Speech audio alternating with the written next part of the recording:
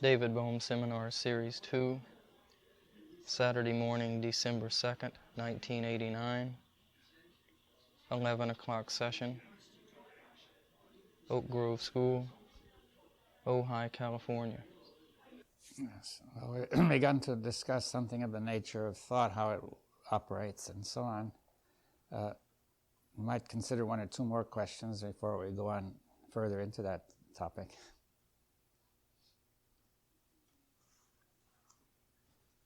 Is it fair to say that the number of different languages spoken in the world is a reflection of the incoherence?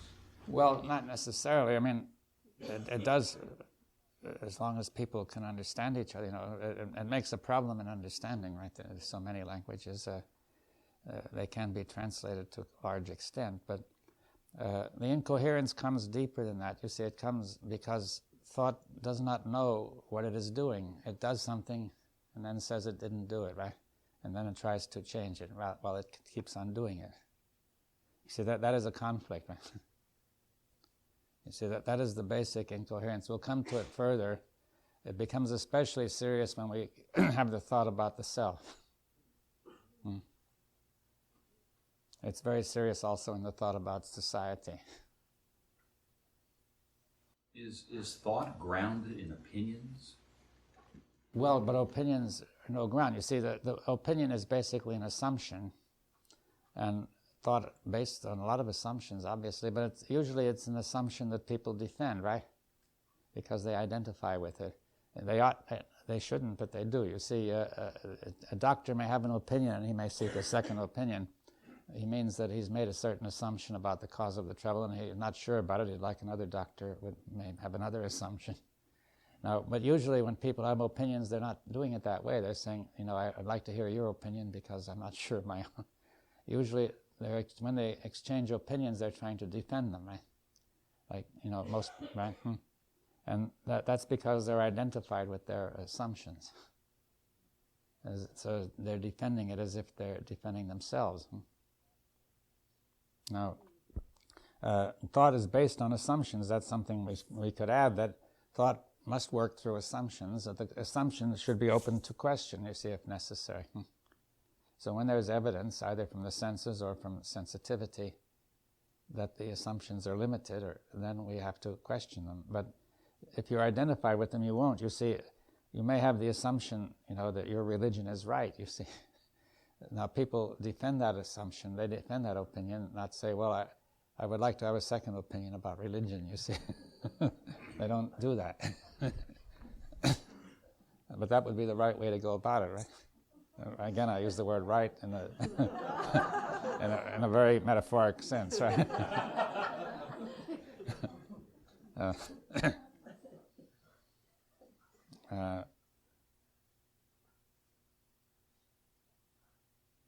Opinions are a type of thought. Yeah, they're a part of thought.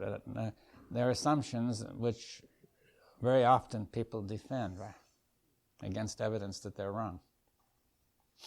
Do meanings determine assumptions? What? Do meanings determine assumptions? Well, they work together. I mean, assumption affects the meaning, right?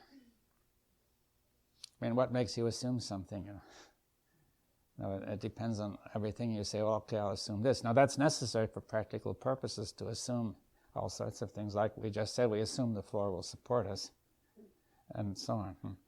But if we defended that assumption when it wasn't supporting us, then that would be incoherent, right? That becomes a belief, doesn't it? Yes, if usually you defend your beliefs. You see, a belief is a very strongly held opinion, right? You know, the word belief has the root leaf, an Anglo-Saxon root meaning love, you see. So what is believed is beloved, right? The opinion is defended. I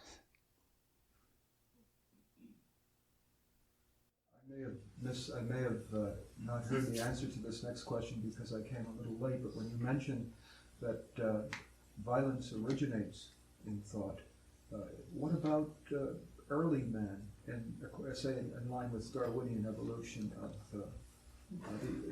the aggressiveness in the earliest evolution? Yeah, well, there's a lot of controversy about how aggressive people were, you see. There's not, you know, first of all, there has been a tendency to exaggerate that in a great deal of our culture, saying that because we are pretty aggressive, they must have been more so because civilization makes us better, you see. But it may be the other way around.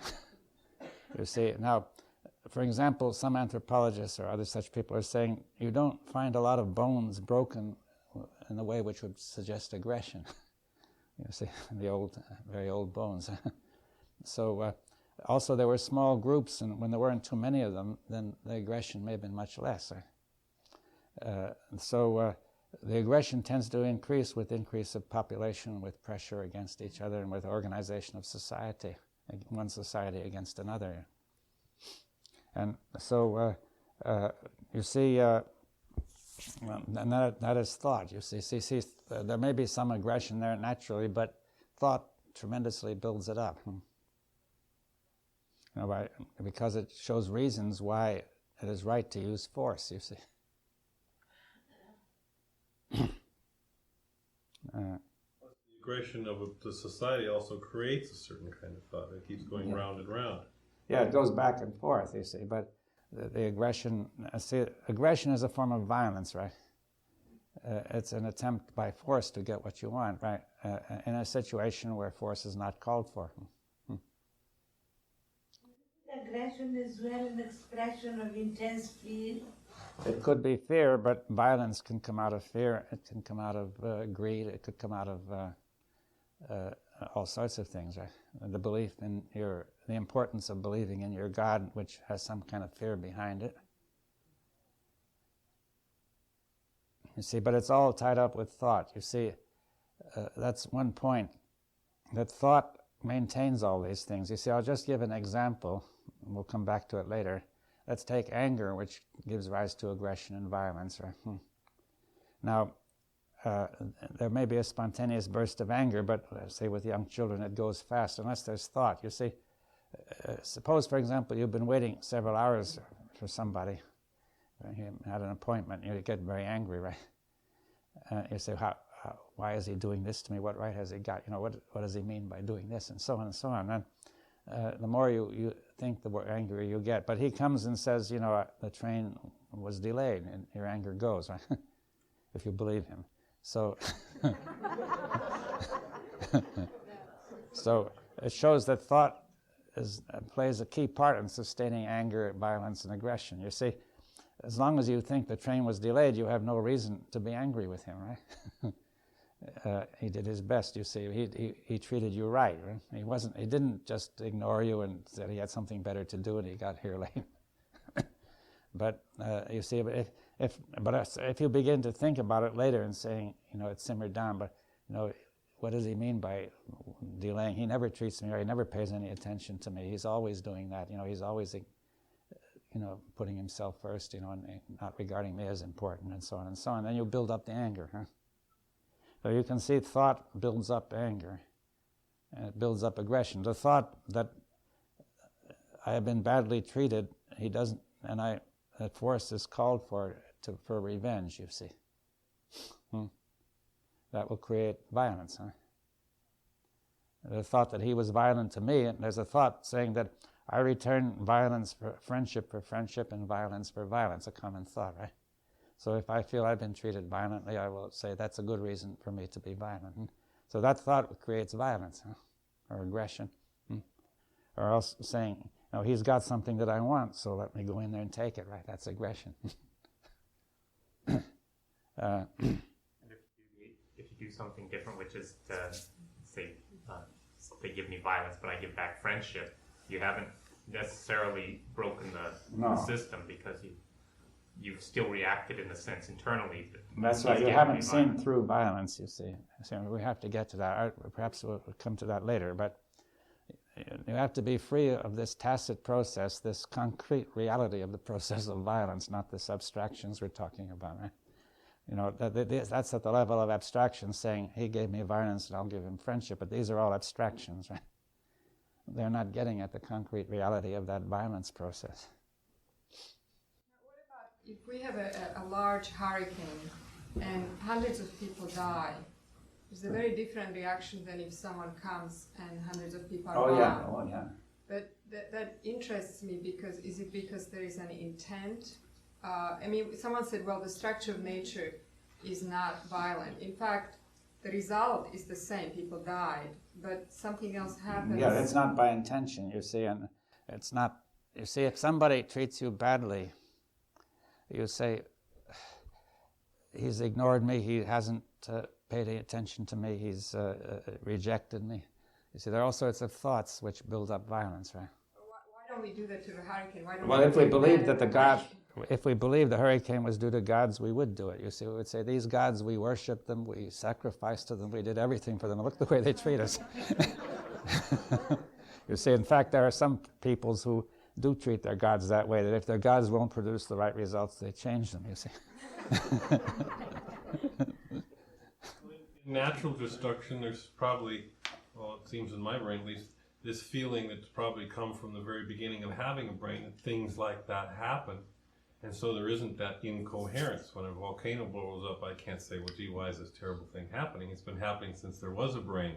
No, but you see, there are people who are religious and have said, I believe in God, been good all my life. You see, I've done all the right things, and look what happened to me, right? Incoherence on nature. They feel God has forsaken them, right? That's the incoherence. Yeah, but then they can get a bit angry about it, right? A bunch of people come rushing in and kill a whole village of people. It always seems to strike you as something sort of bizarre. Well, if you're not involved in the politics of it, I guess we must go in. So that there must be, I'm saying there must be, the natural disasters sort of don't cause this feeling. The same as the train, you see, if you see a valid reason for the delay, that you don't get angry, right? See, if you say, well, the reason why this hurricane came is some force beyond anything which anybody does anything about, there's no point in being angry about it, right? But if somebody did it, then I could say, well, I'm going to get angry. People do get angry about hurricanes if someone close in their family dies. Well, that's because they're personalizing it tacitly, you see.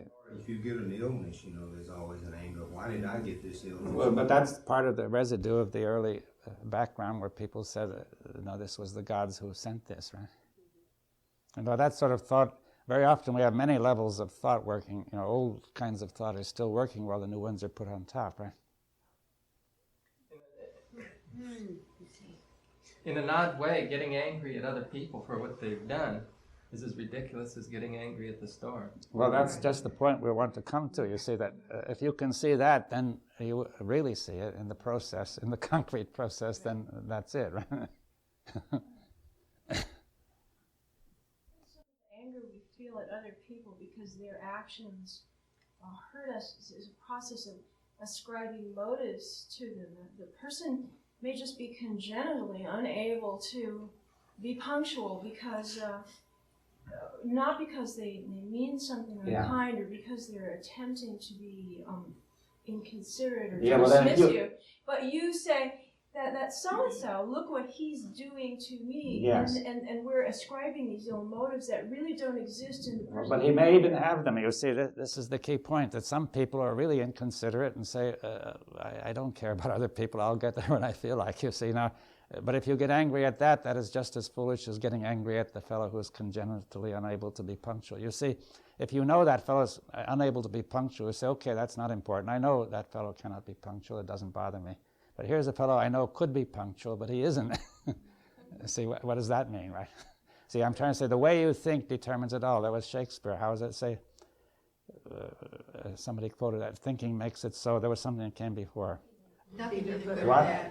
Nothing good or bad, but thinking makes it so, right?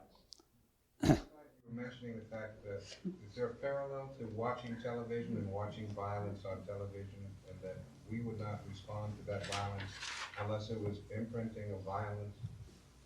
Yes, well, we must understand what violence is, but even if we had never seen violence, the mere structure of thought, which is implied by the program, will create violence in us, right? You see, it's implicit that what's going on, you pick it up with the way that these people are thinking and feeling and so on. And therefore, if you watch that stuff a while, you can build up violence programs. There's the converse of that also, these groups that want to change the face of television because they're too much violence in television? Is that a response? Well, yes, well, it would help. This violence does build up the violence program, but it doesn't get to the root. It's still superficial. You see, it won't really solve the problem. The point then is that that thinking makes it so, right? You see that if you think that there's a good reason for it, you won't get violent, you won't get angry, no matter how bad it is, right? I wonder whether you can not have violence arise. I would imagine that if you understood how the thought process works, actually the body may have a violent reaction, like watching television. I don't know if I could not have a violent response in my body, but I would not be caught by it. I would not act from it, or my further thoughts would not be perpetuated by that violence. But I would still have a reaction. Yeah, but you would see it has no meaning. You see, now the point is when you don't see that, you take it to heart and you say it has a lot of meaning and it affects you, you see. So I'm just wondering whether, I don't think we're going to stop violence in reactions to things, per se. Well, I think it would be wrong to try to stop violence. You see, that would be another form of violence. You see that what we have to do is to perceive the meaning of violence as it comes, right? And to see that it's the undue use of force. Now, when you may react with an undue force, but then you see it and see that it is not a proper use of force, and therefore it goes, right? See, the same as to say, I thought this fellow was, see, I'm not saying this is the right way, but this fellow says, I thought that he was just ignoring me, but I see that the train was late, right? So I had all sorts of violence in me, and then it goes. Now, that's not the answer, but I'm saying it shows that the way you think about it is crucial. I'm just suggesting that in what you are suggesting, it doesn't imply, I'm not making a statement, it's a question that's coming out as a statement, that it implies that by doing this, violence will the impulse of violence will disappear. And I'm just wondering if the response in the organism may still occur, but there will, even if I've seen the process. Yes, well, there may be a tendency in the organism to resort to force too easily, if you want to put it that way. Maybe due to the whole past history, but then we see it. You see, we're not trying to get rid of violence or do anything. You see, what we want is to learn the whole process. That's crucial, right? Yeah. Now, as a byproduct of that, probably it will go down. But if we do it for the purpose of getting rid of it, we are still doing the same thing we want to get rid of. Isn't that happening in the process of even talking about it? It seems like somebody says, well, I've been praying to God forever and nothing's happening, so now I'm going to get rid of that. That doesn't work. I'll try something else. Yeah. And in sitting here, I mean, even sometimes I feel like there's part of me that stops following along because there's a threat to the organism or some kind of blockage or tuning out that won't stay with the process of the thought here. Yes, well, what is this block? I mean, what is the threat?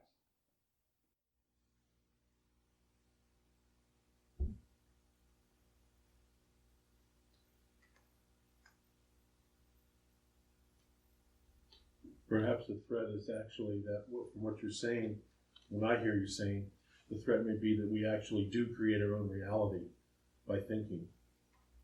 And that may be threatening to us, to something in us.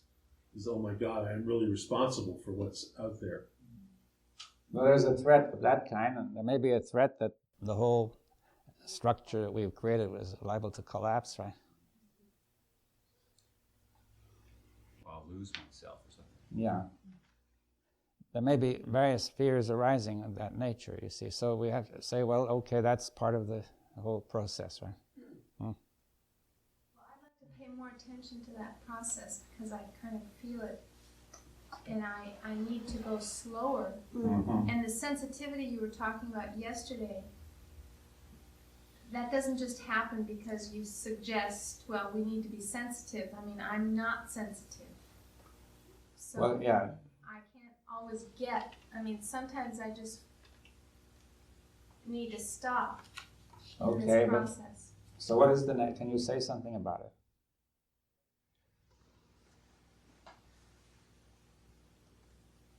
I think that what I'm feeling is wanting to have an answer for there's a problem here, and it's in thinking, it's in thought, and I'm getting nervous.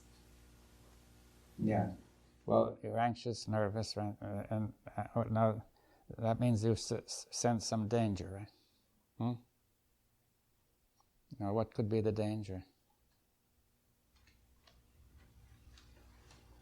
Well, there's something maybe unfamiliar. I don't know. Yeah, but you feel that it's dangerous. It also has a sense of excitement to it, so it kind of goes back and forth. Is that tacit knowledge? What?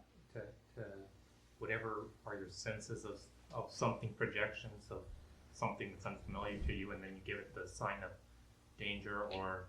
Well, that could be part of tacit knowledge. You see, we have tacit knowledge of how to project felt past feelings of fear and anxiety and danger. You know, we don't quite see how we're doing it, right? But we learn that as well as learning things that are useful. Then there's a self-image implicit in all this, being that is vulnerable. That's what's vulnerable. What can be hurt by this man that ignores us? Or yes, there's the self-image, and we have to come to why that is seems to be so important, right?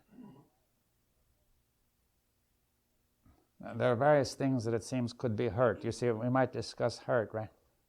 Now, of course, you hurt your body and you feel pain, but that isn't the kind we're talking about, because usually you can make a rational response to that, right? One way or another. But somebody says something or does something or ignores you or whatever, and you feel hurt, right? Now, just as you project your own violence into another person, you see, where does the pain come from that you feel, right? It must come from you, right? See, there's memory of pain, right? Now, somehow a thought releases that memory of pain. Huh? Is that clear? We don't see it happening, but it does. You see, that's one of the troubles. It's too fast.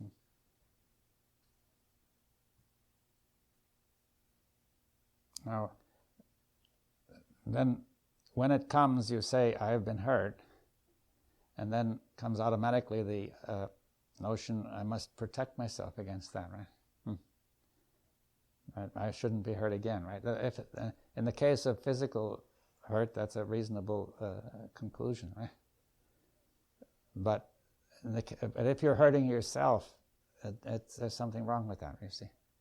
You see, you're saying, I am violently hitting myself in some way and saying, I've got to protect myself from that by keeping away from any situation that might do it, right? But I might be keeping away from things that are very important to me. I think that's often the case, that you stop before you've had a chance to see the whole situation. Mm-hmm. And sometimes it just falls away. It just isn't there anymore. Yeah, but you see, before that happens, the whole train of thought starts, which justifies it. Yeah. It makes it so, right? But I think we have to stay with it. Yes, now that's difficult because whenever there's something painful, the whole movement of instinct is to do anything to really reduce the pain. Now that makes sense physically, right? Yeah, but it doesn't make sense if you're interested in this particular thing. Yeah, but it doesn't make sense here because if you are producing the pain, then you're tangling yourself up by moving in such a way as to get rid of what you produce it on the one side and try to move to get rid of it on the other by involving a lot of other things, which are wrong, which you don't want to do, right? You might say, I won't ever go into that side of relationship again, but maybe that would block you, right? I think it definitely would. Yeah. And therefore, you're hindering yourself in all sorts of ways to avoid this hurt which you are producing yourself. Yes. It would make more sense to say, let me stop hitting myself, if you could, right? Well, that's one of the keys that makes us not be free. is trying to hide from these, avoid these hurts, Mm-hmm. and therefore we don't do things. Yeah, we avoid all kinds of things that we really want to do. You say something? But if I follow you, I don't understand why the rejection of emotional hurt is less valid than the rejection of physical pain, or at least the recognition and attempt to ameliorate it is less valid emotionally, unless you're absolutely disregarding the idea of ego and original hurt and rejection. Yeah, well, I'm saying that that's all part of the program, and which doesn't make sense. If we can't get past that, then I don't think we're going to ever get it straight. You see, that program means that we are controlling our thoughts by trying to satisfy the demands of the program at all costs, no matter how irrational our behavior is. What do you put in its place of ego? Nothing. We have to end that thing. You see, and what will come in its place would be the natural sensitivity and intelligence. You see, this is one of the things that blocks the natural sensitivity and intelligence. See, if your intelligence would say, okay, I've been hurt this time, but maybe, there's no reason why I should be hurt next time. They're all different people. They're not my father and mother anymore. Your intelligence might tell you that, but the program just insists that it's the same as before. But it's the intelligence that has built up that particular program. No, it's the unintelligence. You see, it's the automatic response. You see, it's insensitivity and violence and so on. You see, let's take a child who has been hurt, right, by parents or friends or whatever.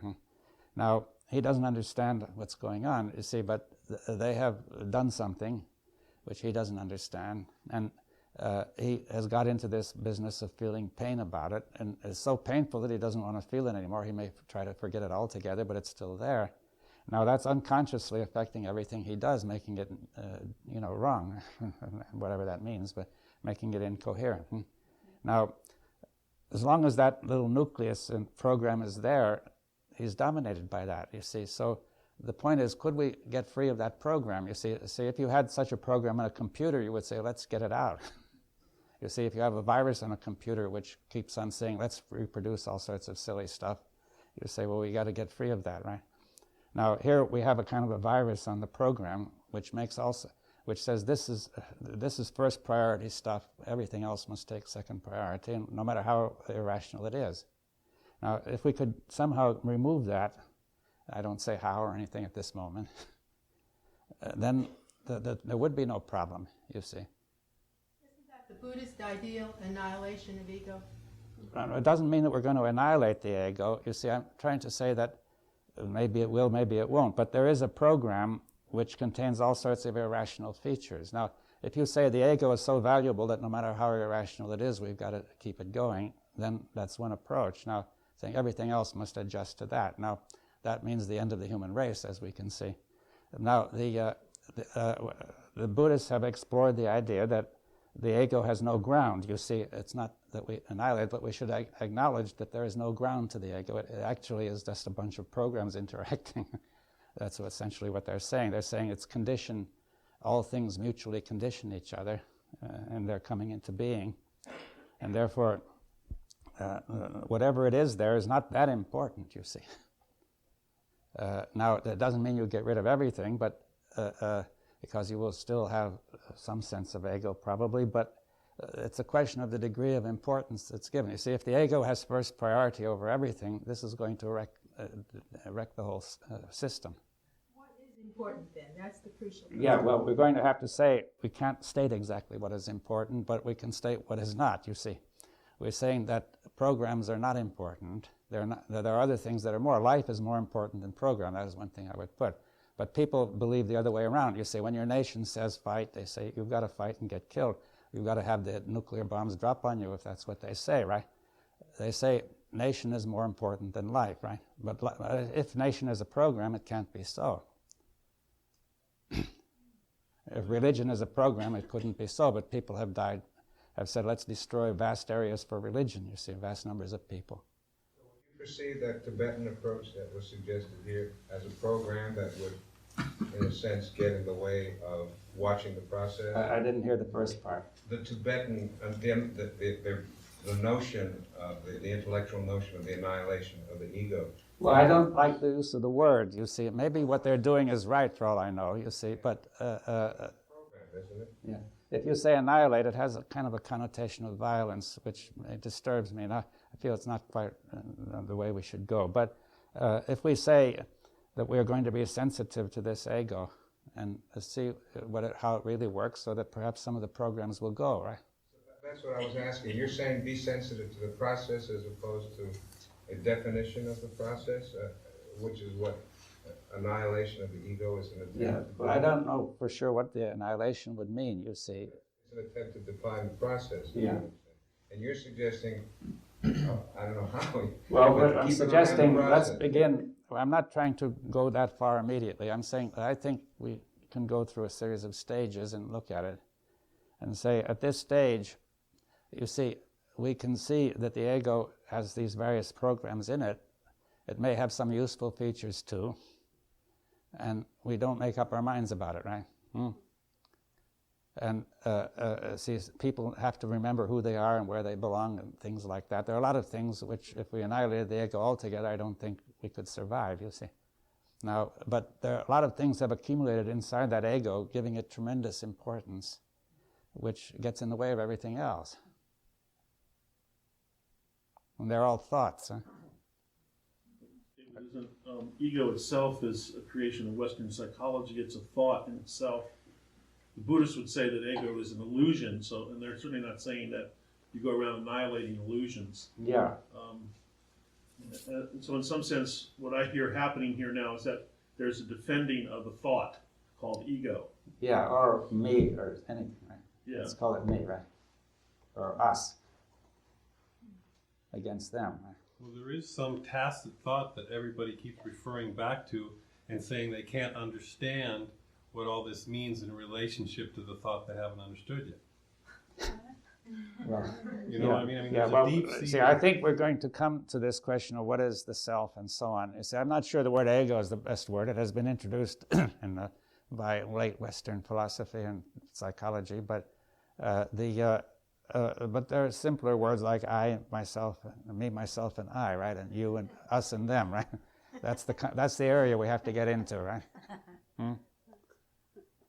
When we talk of ego, it begins to make an object of it, which is not a process, you see.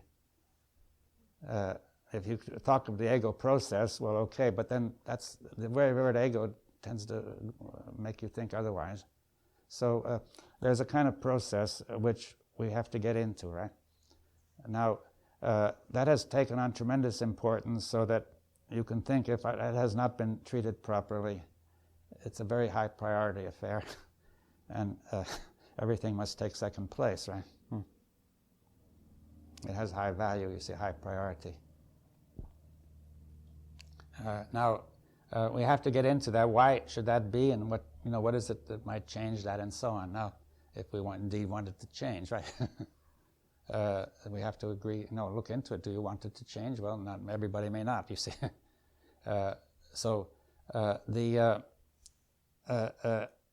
But I think now that we have about 15 more minutes, and I don't think it would be appropriate to begin now.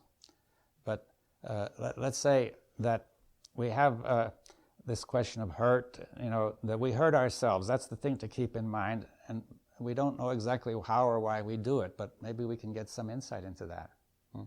If we weren't hurting ourselves, then we wouldn't have to get into all this unnecessary trouble about hurt, right? And the pain surely comes from yourself, from memory, you see. Now, the physical pain may be a warning that something is wrong. You see, you have a toothache or your muscle hurts. Something is wrong, you should attend to it, right? Now, if the analogy were right, you would say mental pain means something is wrong inside, I should attend to it. But I want to suggest that that's a wrong picture. That's not the correct picture. That we are hurting ourselves. We are not seeing what's going on. Like children say, sticks and stones can hurt my bones, but names can never hurt me. But that's a correct perception of the truth, as it were, but they can't do it, right? And why not? You see, that's what we have to get into.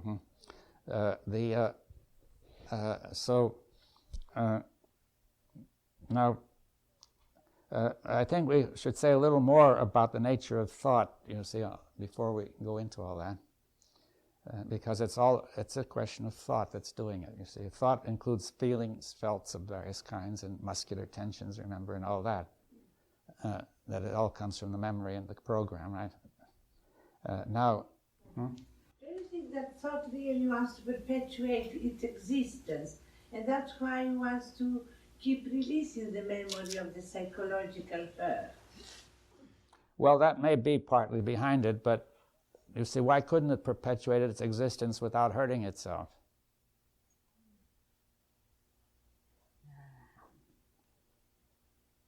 You see, why couldn't it just follow what these children rhyme says, that names could never hurt me, you see? Names are just words, why should they hurt me? Because we're always building up a positive self-image. Yes, but then I ask a question, why do people take images so seriously? An image is nothing, so why should we defend it, right? In fact, we would perpetuate ourselves more readily if we didn't do this. That's true. I mean, this is the thing which may destroy us altogether. Right. It's a kind of a curious point. You see, we're not... Self-protection. No, we think it's self-protection, but it's not. You see, we're confused about what's all going on, incoherent and confused, right? This is the basic point. Thought is incoherent and confused and does not know what it is doing, right? But if we figure out what is going on and get it straight, it doesn't make any difference. No, it makes some difference, but it won't stop. You see, therefore we have to go into it, that there's more to it than just making a map of it. In thought, we can make a map of what's going on, which will be helpful. We have to then find the concrete reality of the territory, which is that process that we can't put our hands on, right? The dictatorship of thought that we are trapped in, we are the dictatorship of thought, suppressing the natural laws of our organism and our body. Well, we are all that, but we don't know why are we doing this crazy thing, you see. This thought, we say, okay, we are that, let's stop, right? That would be the sensible thing. But then people find they can't stop, right? They say, we do not see the whole results of thought. Part of it we don't acknowledge to be thought. And also we've created such a tangle of things that on which our life seems to depend by now that we're afraid to question it, right? You see, for example, to stop economic growth would involve such a change of millions of things that it would be a tremendous wrench. In thought. In thought, yeah. If it weren't for thought, it might be very easy. All this explanation seems very complicated and tangled, and I wonder if it might even be more understood if it were seen physically, graphically. How would you do it? I don't know, I'd draw it on the board or something. But it's still another kind of thought. It's a more graphic thought. You see, what you draw on the board is still thought, right? Aren't we using thought to unravel this? Oh, yeah. Well, you're saying that you could see it better visually than by words. Yeah, it would help me. Yeah. Well, maybe. I mean, let's have a blackboard. I mean, if we have a good artist here, we could...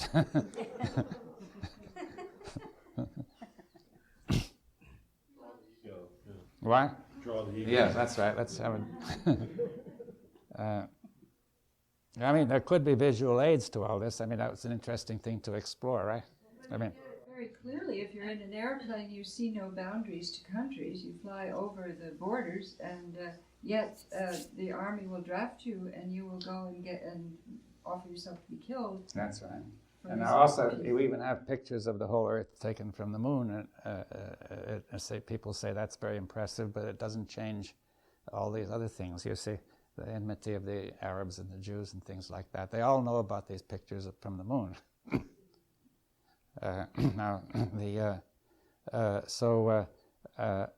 There's something more involved, you see, which is how are we going to engage this reality, right? This concrete reality of the process. The way the children are brought up right away, the parents, it's just That's how it comes. But you see, you can't unless the older people change. That won't change, right? The children are not strong enough to change the parents. So parents have got to change, right? Does our motive behind this have anything to do with it? Why? Let's say I sense that most of us have a motive for being here, and that is to be rid of unhappiness or desperation. Does that have anything? Yeah, well, that may have. I mean, that's a natural motive, but we may find that it gets in the way, right? But that's what I mean. Does that get in our way? It can, because we'll discuss that, because that is more of the same kind of thought. You see, projecting a goal, a psychological goal, which, when we don't understand what we're doing in the first place, you see. Do you see it? It's another kind of violence. You see that thought is producing this whole story, and then it projects a goal of something better. Well, it keeps the whole story going anyway, right? You see, it doesn't make sense, right? No matter where we're situated in thought, we're going to be situated in the wrong place, so we might as well start with it. Yeah, well, we've got, but it's also the right place because it's where the trouble is. You know, it's not like the story of the fellow who was looking for the key where the light was, right? Not where he lost it, right? So you see, we lost it there in thought, so that's where we've got to find it. What comes up for me is when that is said, that it kind of discounts the idea that has come up through Western philosophy, the idea of contemplation, and then Eastern ideas of meditation and literally stopping the thought process, stopping thinking. That perhaps it's a combination of both thinking and stopping thinking, not just thinking. Yeah, we've got to think and got to see what thinking is, right? Now, it's some contemplation. Maybe we see what thinking is by stopping thinking. If you can. You see, the point is, there are two sides. You can look at it individually or collectively, right? We are thinking collectively and individually. Now, you could, as an individual, contemplate and stop thinking up to a point anyway. I'm not sure how far it would go, but you would find that as we start to talk together again, the same problems would arise, you see. That in the East, people still can't avoid the kind of problems that arise when they think, you see, when they have to talk together and so on. They still get into all these problems. You see that the East never solved that. The same sort of incoherence, basically the life in the East is just about as incoherent as it is in the West. It's some difference in details. So I think that we really have to pay attention to thought, and paying attention to thought implies being beyond thought in some sense, right? While we are in thought and also beyond it, right? Do you see what I'm driving at then? Now, attention goes beyond thought. As like awareness and attention, maybe we should just finish on this note that there are two things that anyway we could say go beyond thought besides sensitivity. Sensitivity is basically generalized as awareness, right? Aware means to be watchful, wary. You know, it doesn't mean only to be conscious and think, right? So cognizant. So there's awareness, which includes thought and more than thought, and then there's attention, in which we bring this thing to a whole, as it were. And this attention surely goes beyond thought. It may have any number of forms, you see, which go beyond the program. When we see something new, we must pay attention in a new way, right? Not just by the program. Now, very often people pay attention by the program. You see, if you know somebody very well and you pass that person in the street, you say, I saw him. But if you ask what was he wearing, you probably don't know, right? You see a few small points you recognize and said, that's him, right? So now the attention was controlled by the program. But now attention could change in any number of ways. You know, when you see something new, you have to get out of the ordinary pattern of attention. Now, I think attention goes beyond thought. Awareness, sensitivity go beyond thought. But what I'm trying to say is we have to have that present when in connection with thought. Because thought is where the problem is, you see,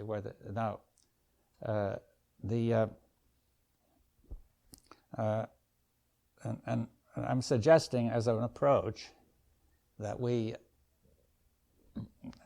get into the question of being aware of thought, paying attention to thought, but also thinking about thought, forming a map of thought. But then some kind of attention, the question is how we get beyond that map, you see. Requiring something beyond thought as well, right? That really the division between thought and beyond thought is another one of those boundaries that thought produces. It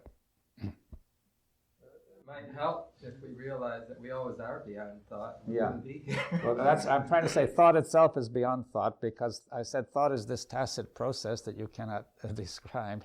That process you don't grasp in thought, right? That when you are thinking, the actual process is beyond thought. But the abstractions which it produces are what we call thought, right?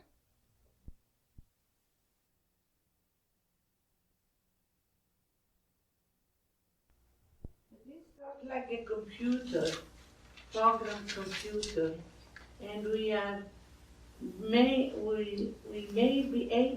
need to be able to use the computer, to use it, but not to be trapped in the computer. Yes, that's true. And one of the assumptions which thought often makes is that thought covers everything, and there's nothing else. You see, then it helps to trap you. Now, there is something beyond, but thought does one of two things. Either it assumes there's nothing beyond, or it assumes that some of the things which it has produced are beyond, right, in the imagination, right?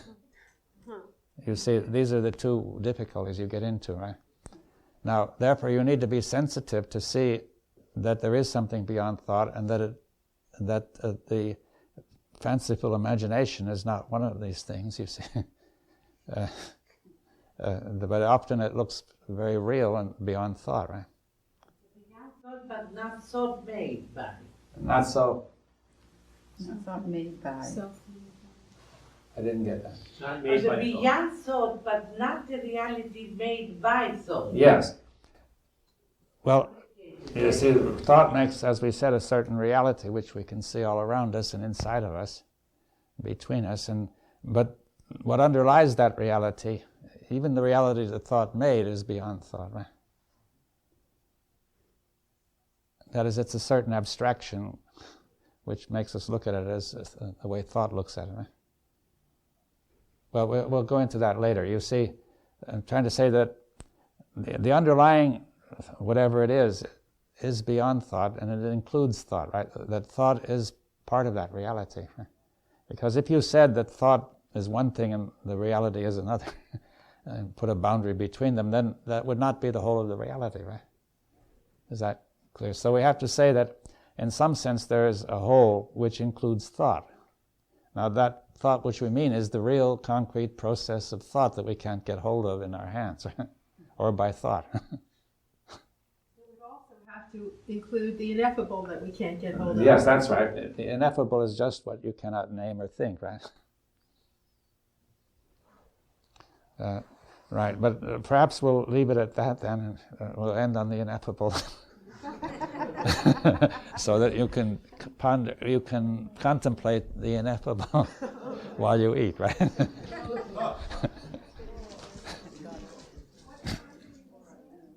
We meet here at 3:30 for tea, and 4 o'clock to start, right?